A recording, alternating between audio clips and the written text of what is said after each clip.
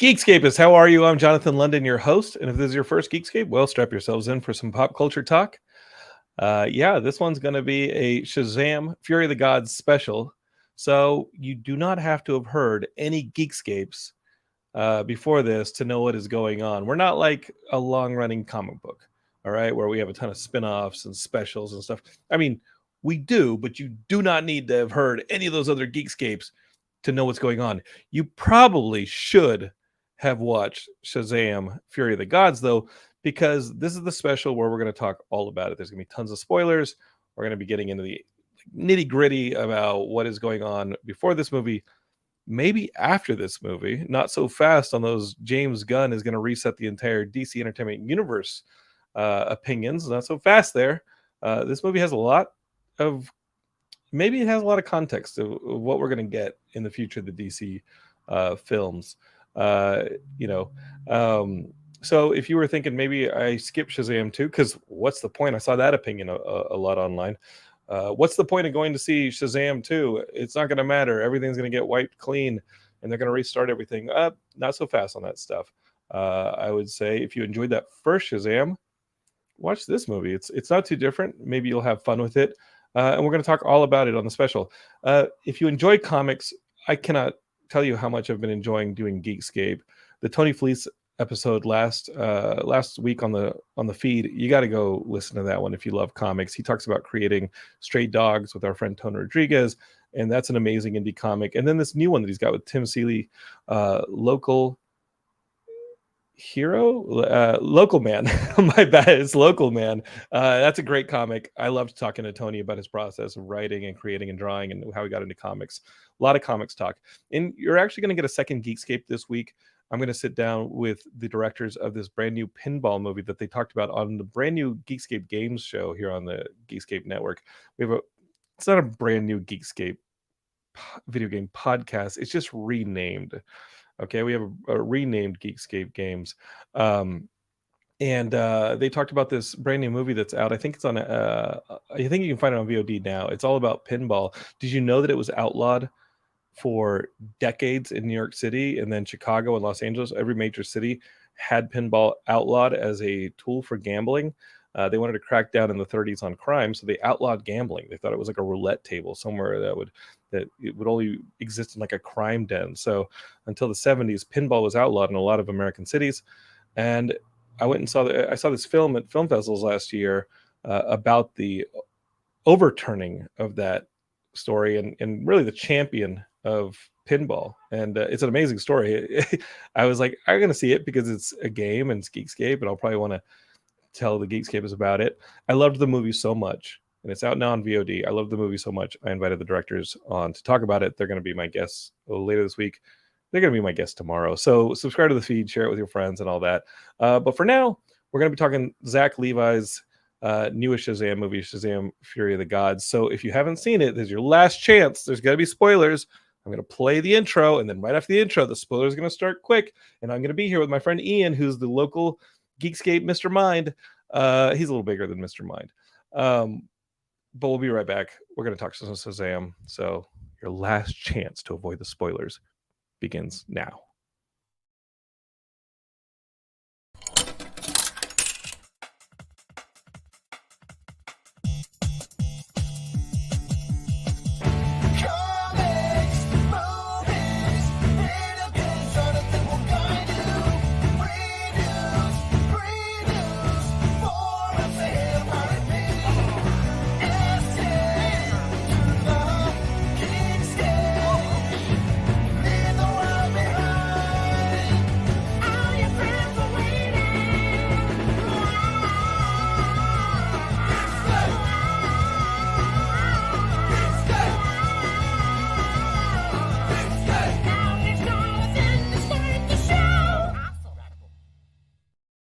All right, Geekscapists, we're going to be talking Shazam Fury of the Gods. I'm trying to find those directors' business card that they gave me at film festivals last year. So I could be like, hey, tomorrow. There's going to be a Geekscape tomorrow talking about filmmaking. So there's been a lot of comic talk on Geekscape recently, and I love comics. But tomorrow is filmmaking talk, so be here for that. We're going to be talking Shazam, Fury of the Gods. So here we have it. This is the special. There's going to be a lot of spoilers. If you have not seen Shazam, Fury of the Gods, you probably should skip this until you have, and you might be thinking again, what's the point? The entire DC Entertainment universe is going to be wiped clean. James Gunn's going to change everything. The Flash is going to reset everything. And having seen this movie, and I can't wait to talk to Ian about this, I got to say, hold your horses on that thought. So if you're a Facebook user who has not logged into StreamYard to give us your name, who says, I haven't even seen the first one, this may not be the Geekscape for you. But if you're still with us and you've seen Shazam, Fury of the Gods, then this is the place for you, because Mr. Mind's coming, and that means Ian Kerner. Ian Kerner, our very own Mr. Mind. How are you? I'm good. How are you? I'm good. Let's talk about whether or not you enjoyed this movie. I went in and I was a little skeptical because, well, Black Adam set the stage for it. If you Geekscapes, you can go back. We don't have to rehash a lot of stuff. You can go back and listen to our Black Adam special. It's a movie that Ian and I think we're entertained by, but not it's just a little messy, and it especially messy in regards to the Shazam franchise, where a Black Adam movie actually belongs. And so we had a lot of conflict with the fact that those were separate franchises. But we got Shazam 2, and people were not kind to this movie going into it. I again heard the opinion, what is the point of the rest of these DC Entertainment Universe movies now that James Gunn's taken over? The Flash is going to wipe the slate, and what is the point? I loved the first Shazam movie. I thought it was a lot of fun. Ian, do you enjoy the first Shazam movie, correct? I did, yeah. How did you feel about this one? So, and I think long-term listeners know this, but Jonathan and I try to make a point to not tell each other how we feel before we literally start this. So we don't talk about our feelings a whole lot, Ian. We don't really talk about our feelings, Maybe this is the place for it. Look, I was born in the 70s in Brooklyn. It's not really a thing I like to do. But... Open up. Be vulnerable with us. Okay, whatever. You're not my wife. Welcome to counseling. Tell me what you thought of the Shazam Fury of the Gods, buddy. How'd you feel going into it? And then as you sat down, did the movie surprise you? Did the movie... Tell me. I was very entertained. I can't say it's a really good movie, but I was entertained in a lot of places. I thought they had some really good wit in it. There was a lot of, one-liners and things like that I definitely laughed out loud. And I was entertained throughout the whole movie, but I mean, it's very forgettable. There's no question that both the first one, as much as I enjoyed it, and this one are so badly hurt by what was essentially Dwayne Johnson's refusal. He had the star power to be Black Adam. It was basically Dwayne Johnson was cast as Black Adam long before they ever even did Shazam. This has been going on, I think, something like 10, 15 years. Yeah. And he just saw Black Adam as being this adult thing, and Shazam was too kiddie. He vetoed being in the first one. He vetoed being in the second one. And, you didn't feel it as much. Honestly, even the first one, giving Savannah Shazam powers, it's just making him Black Adam. It's just been this constant thing of making up for that ego-driven decision. And it's really upsetting. I have very mixed feelings, and we're going to get into the meat of this. Very mixed feelings with the villain in this. In some ways, I found they were better than I expected from the trailer. I didn't absolutely hate them, but the motivations were very confused. I mean, the bottom line is this: the Daughters of Atlas are not in the comic books. The Daughters of Atlas are not in the comic. Yeah, these are completely made up for the movie, and not that this alone is reason enough for this, but the fact that they were just made up characters and sort of shoehorned in to just try to make a movie and tell a story. It's like, I think along with that, there was lazy writing in the motivations, Well, let's talk about it, because I think I really enjoyed the movie a lot more than you did. Okay. I was very entertained. Don't get me wrong. Yeah, I think the movie's very entertaining. I saw the first Shazam twice in theaters. I like Zach. I've met Zach several times in person. Zach almost did my wedding proposal. Okay. Zach, I was supposed to moderate with Zach on the main stage, and Zach, about a week before LA Comic Con, was like, hey man, I think I'm just going to do my own thing and moderate my own panel. And he can. I mean, the guy's great, and his energy is fantastic. He can definitely hold his own for 30 minutes with just Q&A with the audience. It put me in a rough spot because I was going to use that energy and go crazy with Zach on stage to propose. And so the pivot to Giancarlo Esposito, even though Giancarlo is amazing, was so sudden. And I actually saw Zach before the proposal, and I was so nervous. And Zach was like, "Hey, man, how you been? What's up?" I like Zach a lot. And I like him in this movie a lot. One of the issues I have from the first movie is that Billy Batson and Shazam feel like two different characters. So Billy Batson is very somber. He's very angry about being an orphan and trying to find his mother and why she abandoned him. And in this one, he's less so. But Shazam is still such a fun cartoon character in comparison to the Billy Batson that's still here. What you get a lot more of is the Shazam family.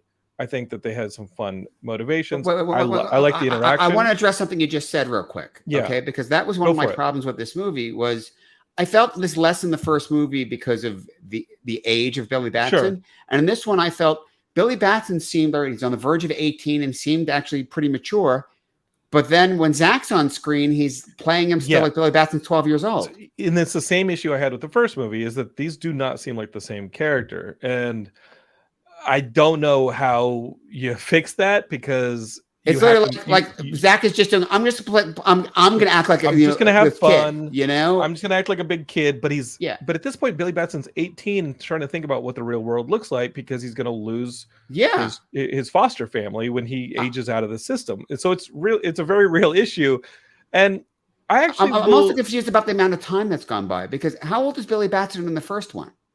He's probably 15, 16. Okay, because so I think because they say at the end and the end credits it's been 2 years. So I will say in this one, I'll push back just a little bit. As he is Shazam, Zach, there is the moments where he is wondering about losing his family. At the beginning of this movie, he is all about we're a family. The Shazam team, the Marvel family goes out and solves things together, which is what I think some of the problematic editing was at the beginning of the movie. You have this horrific scene in a museum where the Daughters of Atlas come in and they get the staff. And that's why I like the setup for this movie is that in destroying Savannah's staff at the end of the first movie, he's actually allowed the Daughters of Atlas to come to the human world and try and find what has stolen the wizard that has stolen their magic and try and find Shazam and steal the magic back from the Marvel family. I actually liked their motivation. And I like that it was caused by Shazam breaking Savannah's staff and saying like, hey, I'm going to turn my family into the Marvel family. He didn't know he was going to unleash them from the Phantom Zone. Like that's kind of what it felt like. He didn't know that he was going to release them from the Phantom Zone. He's kind of an idiot. Didn't that scene feel very Wonder Woman in the museum? What was that? Justice League? It was hardcore. Like they're straight up turning people into statues and killing them. And the thing is, it's great at the beginning of a movie as a motivation and making the threat very serious. And you definitely take the Daughters of Atlas serious at that point. You then have the fun scene of the Marvel family saving people on a bridge in Philadelphia during a traffic accident. We've seen that superhero sequence a lot, but it's fun. And you get to like show the different types of characters. Like you see that one of the Marvel family is all about himself. And another one is all about, be easily distracted by cute puppies and kitties and stuff. But the problem is I feel like the bridge was the opening of the movie. They needed to add some severity and introduce the villains early. So they took the Grease sequence in the museum that's kind of violent. And they made that the intro of the movie. And you kind of tell because later in the movie, Wolf Blitzer pops up on the news and says, early this morning, and it's been like a week film-wise. Yeah. And he's like, early this morning in Athens, in the museum. And I'm like, whoa. A week has passed in this movie. That didn't happen this morning. That happened a week ago and nobody talked about it. But now you got to reintroduce the villains to get the Marvel family in there as the threat that they're going to have their power stolen. I enjoyed the movie. I thought it was fun. Diedrich Bader, I love it anytime he shows up on scene. But I got to tell you, Geekscape, if you're a fan of Diedrich Bader, oh my God, he gets done wrong in this movie. I was like, they're not really going to kill Diedrich Bader. Spoilers, they kill Diedrich Bader. And a lot when look, at the end of the first one, they make the family. They cast a lot of known actors in there, so they got their due in this one, right? They got to be in a lot more. I mean, I thought Adam Brody, the whole Freddie Freeman stuff. I thought that was great. I thought The performances of both of them were great and really worked. Yeah, Freddie Freeman wants to be the star when he's Adam Brody, and I thought that was great. I mean, I loved, and we got to get to the joke about the name, and saying Captain Every Power Jr. That was hysterical. Do we need to explain that? Well, Freddie Freeman when he's in the past. So yeah. So the deal is this: it was Captain Marvel. Fawcett Comics was Captain Marvel. And of course, Marvel had issue with it, but was what it was. I mean, it actually predated Marvel Comics initially. But it was always confusing to people because he said Shazam, and even the show in the 70s, they called it Shazam. At one point, Ordway's comic series was The Power of Shazam, but the character was Captain Marvel. And when he gave the powers to Freddie went by Captain Marvel Jr., and he said Captain Marvel, to activate his powers because he was getting them directly from Captain Marvel. So of course, Freddie had the same issue that now the character Shazam, as the hero, has. It used to be the wizard's name was Shazam, right? Which was, he actually can't say his name because if he says it, then it's either turning his powers on or turning him off. So that's always been funky. So Freddie always had that problem. Now Billy has that problem, right? But so the great gag was the idea that Freddie saying that Billy's, hero identity is the Junior. Yeah. And all the names were great. And of course, Michael Gray with a cameo saying that's what his name should be. Oh my God. The best. You should have been there with Justin and I gasped. My wife was like, what the hell? I was because like, it's the actor from the 70s. The ending does feel like it's 30 minutes of this movie. Like the ending is very long, but that one sequence, and you realize nobody's called him Shazam yet in either of these two films. And they're like, what do we call you? And the person that yells it out is the original actor from the 1972-73 TV series. It played by Michael Gray, and he's wearing the T-shirt from the 1972-73 series. He said Captain Marvel. Yeah, and he goes in the scene he yells Captain Marvel, but he realizes his name is Shazam because that's his name. Justin and I went crazy when we saw him on screen. We thought that I think the movie's fun. There's a unicorn sequence that is fun. The Taste of Rainbow stuff is amazing. Taste the Rainbow, motherfuckers! I loved that. Darla, by the way, Darla's great. Megan Good as Darla. Megan Good as adult Darla, still seeming childlike, was fantastic. I think Geekscape, this is a fun movie. I think that if you enjoy the first Shazam movie, you're going to enjoy this one as much, if not more. The Black Adam stuff is tough. I liked the Daughters of Atlas. I took them seriously. I liked the shading of the characters between them because Hespera is not like Calypso, is definitely not like Anthea, who's kind of the love interest for Freddie Freeman. And she's the one who's a little hesitant to say, like, hey, do we want to take these magic powers back? Do we need to revive our dying world of gods at the cost of mankind? And, because they want to ultimately plant this seed to bring basically their world, their godlike kingdom into our world, but it'll be at the cost of us. This is one of my issues, because Hespera seems pretty damn bloodthirsty, particularly in the museum scene, right? And then everything else, and then all of a sudden it's, you're going to do it here instead of where it should be, and now she just completely flips. I didn't buy it. I think when she sees that Calypso won't go, the extent that Calypso will go to, and especially like Calypso cray. Yeah, she's just out of her mind, I think that once Hespera sees that, and especially what she does in taking Anthea's powers, then it's like, okay, you've actually stripped the like later in the movie when she strips their sister of her powers and makes her mortal. Then you're like, at that point, I think Hespera says, okay, she will stop at nothing to destroy this world. I have to flip, and I bought it. Again, a lot happens in that last 30 minutes. It's got a really it feels a little long, but you're having so much fun, and the actors are so fun to watch. And I actually enjoyed the writing. Prayers up for Diedrich Bader. He should have gotten done dirty like that, but he did. And once you get past that, I think it's a pretty enjoyable movie.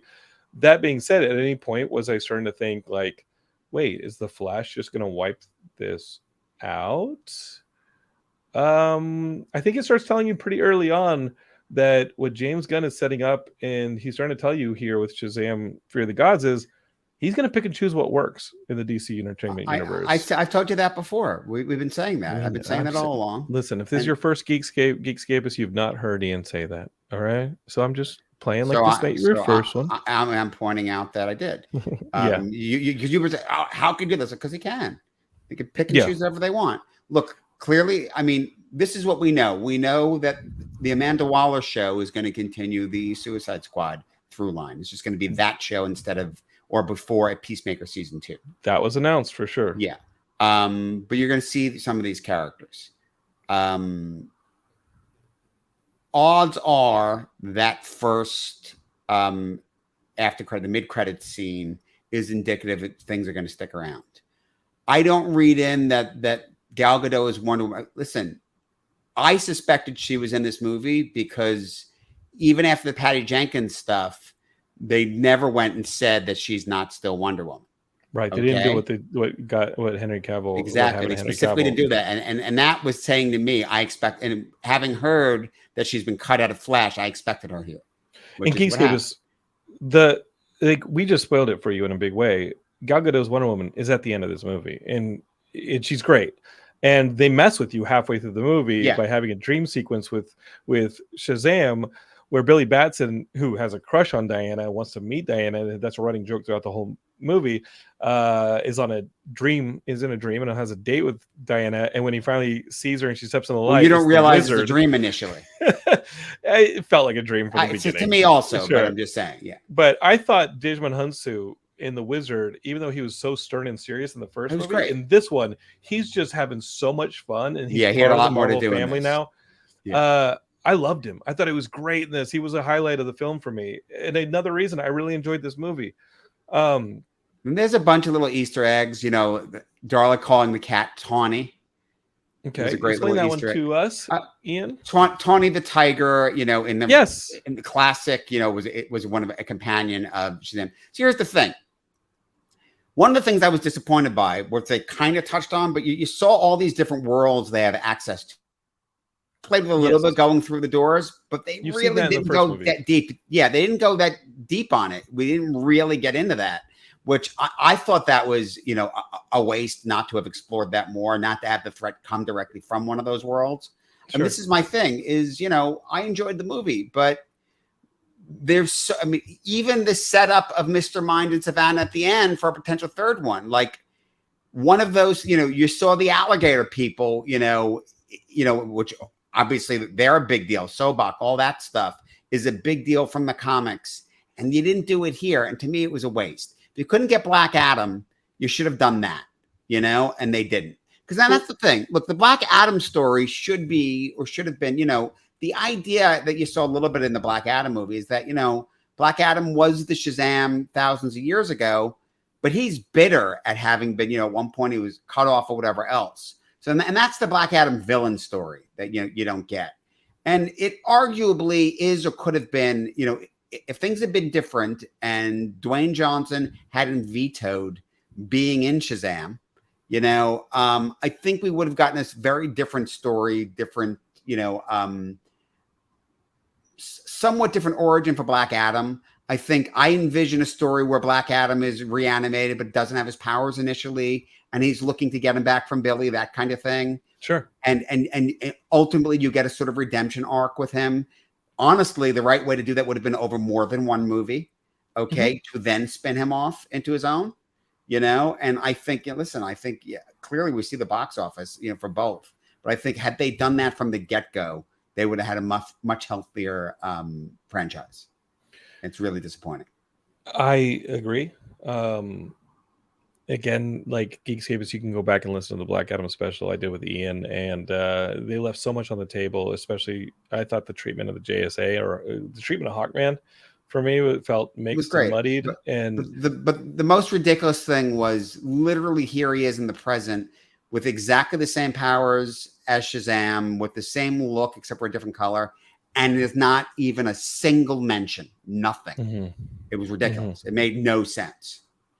Yeah. Jason Elliott says, let me throw up his comment. He says, do you think the Shazam franchise was doomed from the start? I didn't. I thought that first one was a really good lead off. But the lack of including Black Adam hurt it a lot. Sure.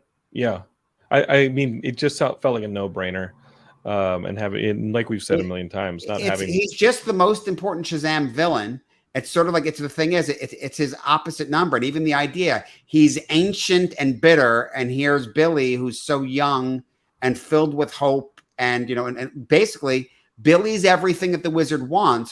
So the idea is kind of that Black Adam is rejected. Yeah. And the idea is that he's not worthy, even though he had been the champion.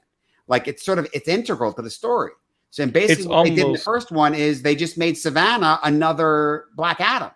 It's almost the motivation that they gave the Daughters of Atlas here was, y'all have our powers. We're bitter. That's what I'm saying. Let's get it back. I know. It's been 2 movies just coming up with a way because they can't have Black Adam because Dwayne doesn't want to do it.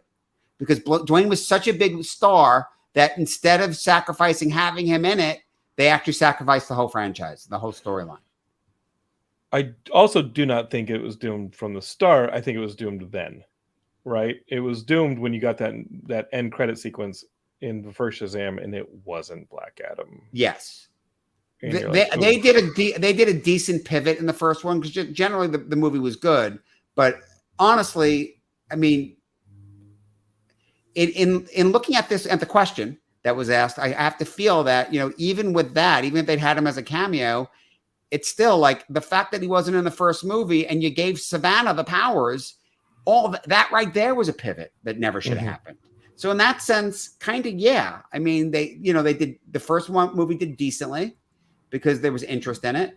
Listen, I think in an analysis, coming back to something you were saying, Jonathan, one of the big problems that I see a lot of pundits talking about this movie and why the box office is hurting is a general perception that it really isn't part of the bigger DCEU, which interestingly, you watch the movie and they're referencing the stuff left and right. Oh my God. It actually made me feel better to watch this movie and understand that the stuff that works in the DC Entertainment Universe now is going to carry on. Well, yes and no. I mean, including Steven. Is Steven a character from the comics? No, another thing made up. Okay, well, Steven better not be. James Gunn, Steven should not be rewritten. Steven's great. Look, the question's this: bring Diedrich Bader back. The box office being what it is, I do not see us getting a third Shazam movie. But however, using him in something else is definitely a possibility. Well, I loved it that Diana shows up at the end of this movie. Yeah, it was great. Brings him back to life. I thought that was great. I like the sacrificing of himself at the end. I've talked about how much I like Zach. Those 2 end credit sequences actually give me hope because they easily could have scrapped that second one with Dr. Savannah and Mr. Mindy. They definitely could have, but that is a Shazam specific end credit sequence. Yes, and they could specific to the first movie, exactly what you want. And it's a promise that maybe we get it. My feeling from that was James Gunn. You have to remember Peter Safran, who is the co head of DC right now, was a producer on this movie. He is. So I think they definitely were hoping if it did well, they would have kept it going. Well, we could still see it. That first end credit tag that is straight out of Peacemaker and Waller and mentions the JSA and down. I'd love a Justice Society movie. Well, we have Justice Society members. They just happen to have I love that movie. Yeah, exactly. Okay, so I want to ask you, what does that look like? Is that a part of Waller? Is that a spinoff from Waller where the series has some of the members of the JSA? Probably not. They could do it that way. They could do their own movie if they think it's worth doing. Unfortunately, the fact that Black Adam and Shazam both didn't do all that well, and Black Adam's marketing was heavily pushing that JSA, doesn't bode great, but we'll see. Then why would you keep that tag 6 months after the fact? 6 months after Black Adam comes and goes, why would you keep a JSA heavy tag? I agree with you. I'm thinking that they don't feel that concept is definitely dead. Aldous Hodge did a great job as Hawkman. Pierce Brosnan did a great job as Dr. Fate. I would love to have Zach in it. Maybe listen. I don't expect those actors showing up in Waller. except as maybe a cameo, not a Yes, big part of it. I was about to say cameo. Yes. Yeah, maybe. So, But I Ian, love what it. is that? I mean, post Flash, of course, we're gonna go see Flash. I've heard. Did you hear the Tom Cruise story where Tom Yes, Cruise saw I did. the Flash and Great. immediately wanted to connect with the filmmakers because he loved it? Everybody says it's great. What's going to be really disappointing for me in that movie is I expect to really love it, and the fact that they cut the the Cavill and the Godot shots and also a coda with Affleck, I hear, is going to be disappointing. And I get the idea is don't promise something that's not going to happen, but to me, have him in there because it's what's current, Yeah. I suspect what probably plays, not having seen it, is they were after whatever Barry does that's going to cause changes. They were then in it afterwards. Sure. And that's the problem. You can't muddy the waters like that. Yeah, you have to because if it's an afterwards and this is setting something up that there's changes out there, you don't want to see them. The characters exist, but it allows for the recasting. Right. I hear you're going to get the new. I hear the new Batman going in the Brave and Bold will be set up at the end of the Flash. Maybe that doesn't happen, but I expect the Waller series. I've heard some rumors that. Well, I think you and I both heard the same rumor that there's someone in it, but I've heard it's not confirmed that what shows up in that movie is what's going forward. Right. Okay, so it's almost like the casting of Mr. Fantastic and Doctor Strange, the multiverse of madness. Sure, it's fun for a movie. You get to see a glimpse of a different world, but now we got the thing. I think any Batman we see in that movie that's a Batman that someone that's been Batman in the past is just that. It's the multiverse and whatever. I don't think they're ready to make a statement about who's going to be in Brave and the Bold, which is the name of the Batman movie with Damian Wayne Robin that's coming under God and Saffron.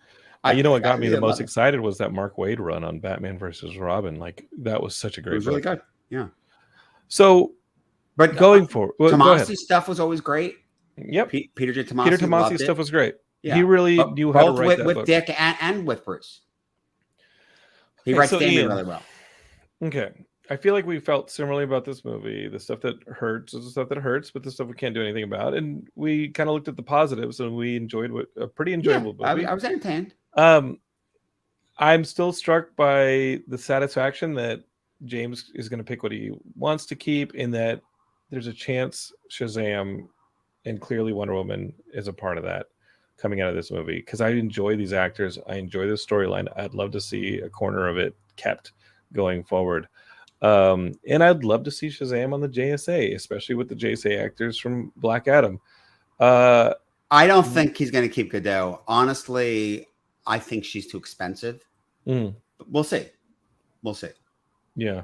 I just heard a big part of the recasting is money. Same with Affleck. It's like, at this point, they're very expensive. And these days in Hollywood, everyone's looking at the bottom line. And Warner Brothers, especially at Warner Brothers, yeah. So, Ian, are there JSA stories, including Shazam, in them that are possibilities for seeing them go forward? Well, here's the thing. Shazam, yeah, I mean, they've done JSA stories under, I think it was John's run. He showed up. In fact, a really interesting one is actually having Billy and Courtney Whitmore, Toastman Girl, were actually date. And initially, people see it, people that don't know that Billy, that Shazam Captain Marvel is a kid, they see him with Stargirl and they're like, this is really inappropriate. What the hell? Yeah. And it's like, no, he's a teenager, because Courtney knows. That's cool. Yeah, it was a very awkward, period. So they're on the JSA together. I don't expect the CW Stargirl to be a part of that, but maybe. And what about the ending with Dr. Savannah and Mr. Mind? Do they usually have a storyline together into Shazam books? Yeah. So first of all, Savannah's usually just this mad scientist who doesn't have the powers. Mr. Mind has, it's like Monster Men, evil society thing, going, and you get into stuff. So you have Savannah, you have Black Adam in that. You end up having like the Alligator Man and all that stuff. And Mr. Mind's awesome. I mean, remember Mr. Mind was behind the whole 52 thing. And James Gunn is a big DC fan, and he also loves parasitic worm. Yeah. I mean, he loves the weird stuff. And exactly. The face is called perfect Gods and Monsters. Yeah. The first DC phase under gun is called Gods and Monsters. So it would be perfect, but I think this box office may hurt it unless he chooses to use it somewhere else, which he could certainly do. Let's do it, please. And it would be cool. Let's do it. By the way, I love the whole thing of what took you so long. It was like, yeah, I'm just slithering along. The great thing about Mr. Mind is he doesn't move too fast. He's just a little caterpillar. It's a worm. Heidi was like, "What is this?" And I was like, "It's from the first movie. Like, there was the tag in the first movie. Like, it's Mr. Mind." And she's like, "Okay, all right." Things are getting a little weird, which is great. I mean, she sat through Starro and didn't blink, and like James knows how to do the weird stuff and do it well. I'm really excited for this phase, Ian. I'm more excited now post. Well, we're not there yet. But I'm more excited post Black Adam, Fury of the Gods than I have been before, because he really indicated here that box office or not, I'm keeping stuff that works, and we're gonna make it work. I mean, I think that's a very hopeful way of looking at it. And maybe you're right. Look, here's just still weird, and I think it's part of at this point, it used to be it was just Hollywood insiders. Now people know all over. People know shit's changing. I think Flash is going to do great because everyone says it's great, and that's the bottom line. It's all this conversation right now about comic book movies are dead because they're all faltering at the box office. They haven't been that good. It's been one disappointment after the next. The last one that we absolutely loved, and not just us but everyone, Spider-Man No Way Home, and that did gangbusters box office, right? So the idea that comic movies are in danger, no, they need to be good. That was always the case. Way back when, before they were good, they didn't do that well. Yeah. It's that simple. It just takes one good turn of those characters to take the bad taste out of the audience's mouth. Derpy Entertainment's in here, and he says, "Plus, I'm not seeing it because the villains are not from the comics. They literally made them up for this for the very specific story." Accurate. Fine. If that's who you are, and that's how you're deciding on seeing it, accurate, man. But you're missing out on a movie that's fun, because he previously said, "I'm not seeing this film just because it's not effective to the story heading forward, and the general audience doesn't know." I think it might actually be. It might be. The other thing is this: what is true of the comics is the interplay of the Shazamily, as they call it, which Jeff Johns introduced, and I really enjoy that. I think that's fun. So both as the Marvel family, as the Marvel family and as their mortal versions, they had time to shine in this movie, and they were great. You got to taste the rainbow. You can't call it the Marvel family anymore. I know that's the weird. So Derpy Entertainment, I would say that first statement about not seeing the film because it's not effective to the story heading forward, the overall DC Entertainment Universe story, I would say that one's off. I think they're again, especially those post-credit scenes, especially the one that references Waller and the JSA. It's clear this movie, James is picking and choosing when he wants to go moving forward. Moving forward with us, Ian. I hear Blue Beetle is going to stay part of it, and I hear that's a really good movie. I can't wait for Blue Beetle. Flash is going to be great, and then Aquaman is Buzz on Aquaman is bad, really bad. That's what you've heard. Yeah, they might have time to fix some of it. Apparently they have to. It's like test audience scores, everything. Apparently, it's complete dog shit. My big problem with Aquaman is Aquaman sort of doesn't make sense to be coming out after Flash, right? Unless it is Aquaman walking in a new terrain that he doesn't recognize. Listen, but here's the thing. We've seen this before. Where look, the second Ant-Man was set after Endgame. After Infinity War, right? Yeah. Before Infinity War, even though it came out after. Excuse me. Right. So you never know. Yeah, no, Geekscape is, don't act like you're not going to see these movies. Don't act like you're not going to sit and watch these things. You like them. You can get tired of them and all this, but we are still in that golden age. Maybe the golden age is getting a little tarnished, but you're still watching it. And Derpy Entertainment, he feels that too. He's saying, "I'm seeing the Flash and Blue Beetle though, and we're right there with you, dude. You get tickets. We'll go with you, Derpy." And if you like Flash, and if Ian gets the tickets, if you like Flash, you like Blue Beetle, I'm guaranteeing, Derps, you're gonna see the Aquaman movie too, because in a sense, it's okay if a movie doesn't count to the larger fabric as long as it's fun and we enjoy it. And ultimately, that's what I enjoyed about this one, was even if a lot of this stuff gets scraped off after the Flash, I enjoyed it, and it's a fun movie. And listen, I don't want to say I'm complete exactly, but like when they adapt this stuff, I want to be able to have the conversation. So I didn't tell you you're going to make fun of me, but I watched Gotham Knights yesterday. Okay. Yeah. I mean, I'm not going to judge you on that one because no, I you watch want all to be those clear. TV shows. Yeah, but I want to be clear. But Gotham Knights as a concept has really bothered me because conceptually it's such a departure. It seems so off.